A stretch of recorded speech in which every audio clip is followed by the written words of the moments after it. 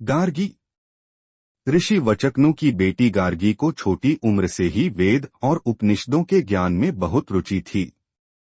उन्होंने कम उम्र में ही चारों वेदों का ज्ञान पा लिया था। वह बहुत होशियार थी।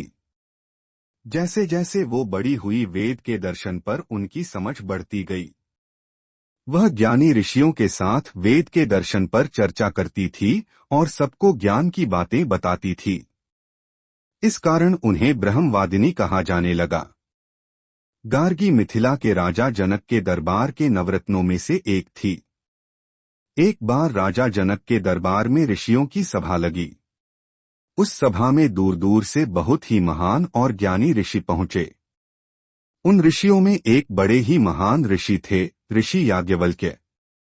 सभी ऋषि उनसे वेद के विषय पर गहरे प्रश्न कर रहे थे, जिसका वह सही सी उत्तर दे रहे थे। गार्गी ने ऋषि याज्ञवल्क्य को चुनौती देते हुए कहा, मैं आपसे 2 प्रश्न पूछूंगी। अगर आपने उन प्रश्नों के सही उत्तर दे दिए तो आप ही सभा के विजेता माने जाएंगे।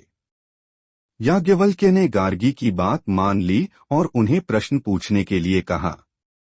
गार्गी ने अपना पहला प्रश्न पूछा, वह क्या है जो स्वर्ग से ऊपर है और पृथ्वी से नीचे है, जो स्वर्ग और पृथ्वी के बीच भी है, जो पहले था, अभी है और हमेशा रहेगा, और वह किससे मिला हुआ है?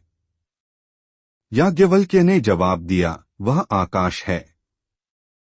गार्गी ने अपना दूसरा प्रश्न पूछा, आकाश किससे बना है? याज्ञवल्क्य ने जवाब दिया, आकाश उस सच से बना है जो न बड़ा है न छोटा, जो न गर्म है न ठंडा, जो न रोशनी है न अंधेरा।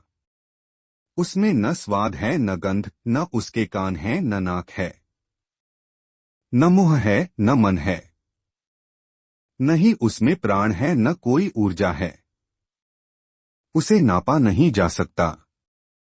न उसके अंदर कुछ है न उसके बाहर कुछ है। उसी सच की वजह से सूरज और चांद अपनी जगह पर हैं, धरती और आकाश अपनी जगह पर हैं। उसी सच की वजह से दिन और रात होते हैं, महीने और मौसम बदलते हैं। उसी सच के वजह से नदियां बहती हैं।